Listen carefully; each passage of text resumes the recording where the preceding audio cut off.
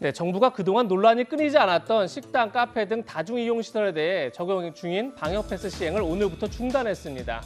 방역패스 중단은 없다고 말한 지 사흘 만에 방역 방침이 180도 바뀐 건데요.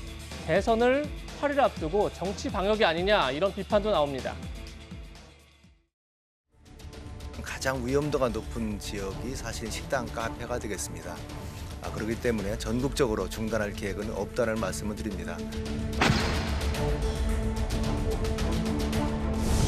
법원 판결에 따라서 지금 지역적 혼선이 발생하고 있기도 하고 언론이나 정치권 등에서도 계속적으로 방역패스의 필요성에 대해서 논란이 제기돼서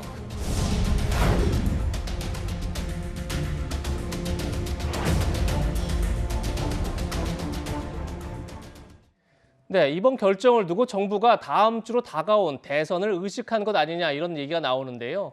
방역패스 중단에 대해서 양강 후보들은 어떤 목소리를 내왔는지 함께 들어보시죠. 방역 패스를 정부가 폐지하기로 지금 방침을 정해서 오늘 발표한 것 같습니다. 조금 전에. 잘했죠, 여러분? 이제는 책상에 앉아가지고 현장을 모르고 탁상에서 정책 결정하면 안 됩니다. 3월 10일에 여러분께서 기회를 주시면 24시까지 영업하는 거 이런 거 막지 말자 이제. 그게 사실 의미가 없잖아요.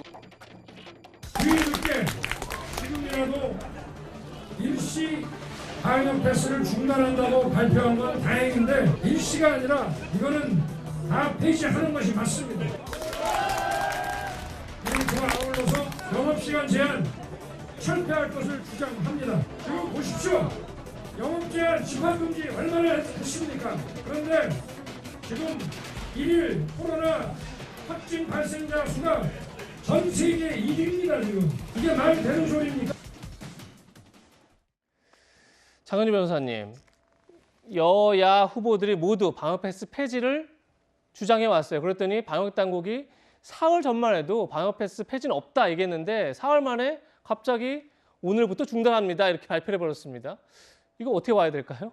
일단 방역 당국에서 그 방역 패스 중단을 설명하신 부분은 사실 무슨 대선을 의식하는 부분도 있을 수 있죠. 그렇지만 그것만은 아닐 겁니다. 왜냐하면 지금 현재 방역 패스와 관련된 이제 재판이 18건이 진행 중입니다. 예. 실제로 이제 대구 같은 데서는 60세 미만 방역 패스를 적용하는 것을 중단해야 된다는 집행정지 결정도 나온 바가 있습니다. 예. 그렇다면 사실 지역과 그다음에 성별에 그 연령에 따라서 또 이 방역 패스에 대한 것들이 다르게 적용될 수 있다는 또 혼선 여지가 있습니다. 그렇다면 방역 당국에서는 그 부분도 고려해야 되는 것이기 때문에 반드시 대선을 의식했다 이렇게 볼 것은 아니고 여러 가지 진행되는 재판을 또 의식했고 그다음에 또 우리가 지금까지 방역 패스라든지 이제 사회적 거리두기가 자영업자들과 소상공인들의 또 엄청난 희생을 또 뒷받침 그걸 기반으로 가고 있었기 때문에 예. 그 부분을 고려하지 않을 수 없다는 점도 생각해야 될 것 같습니다. 네. 참 선거철이 다가오니까 예. 결국은 이제 표가 과학을 이기는 것 같습니다. 표가 과학을 이겼다요. 네. 결국 이제 방역 패스 왜 했습니까? 이게 예. 이제 코로나 부스터샷 이거를 촉진하기 위해서 한 측면도 있고 또 이 코로나가 발생을 했을 경우에 어떤 사람을 추적하기 위해서 한 거잖아요. 근데 이게 사실 오미크론이 일어나면서 사실은 부스터샷이라든지 그다음에 이제 추적 이게 의미가 없어졌어요. 그렇다면 예를 들어서 방역 당국이 지금 이 전문가들 같은 경우는 지금 오미크론 확산세가 물론 그게 어떤 독성은 약화됐다고 그러지만 여전히 위험하다는 경고를 하고 있잖아요. 그렇다면 이 문제는 이미 오래전에 진행된 문제입니다. 그렇다면 정부 당국에서 진작에 이런 부분들을 그럼 하든지 예. 그런데 갑작스럽게 이렇게 또 하는 것이고 또 저는 법원이 이런 결정되는 것도 좀 이해할 수가 없어요. 도대체 법원이 무슨 전문성이 가지고 있길래 그 사안을 두고 법원이 이런 결정을 하게 되겠습니까? 네. 방역은 처음부터 법원이 알아서 하죠. 뭐하러 전문가들한테 맡깁니까? 법원이 이런 식으로 판정을 할 거면 결국 이게 방역이라는 게 이 어떤 정말 과학적인 근거보다는 무슨 여론에 의해서 선거에 의해서 법원의 판사들이 결정하는 과연 그런 거였던가?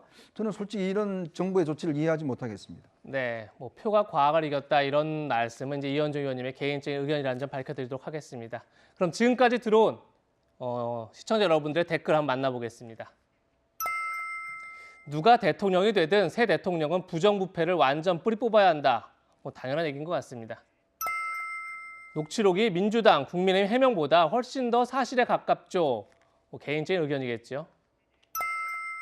3.1절에 유관순 열사를 모욕하다니 대선 앞두고 작은 실수 하나도 조심해야죠.